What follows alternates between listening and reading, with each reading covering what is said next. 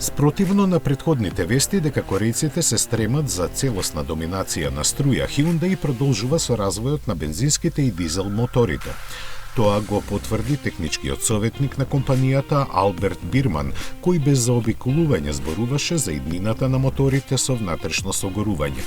Вистина е дека денес светот на љубителите на автомобилите е поделен меѓу поддржувачите и противниците на електрификацијата, но уште поголема е дека тој незапирливо се движи во тој правец. Сепак, колку и да е и на едните и на другите, им е јасно каква ќе биде еднината.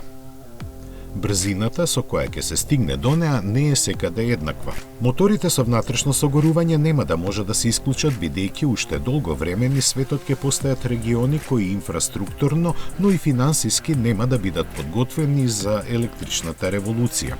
Hyundai, како глобален играч, не смее да го игнорира тој факт и ќе продолжи со развој на нови генерации класични мотори.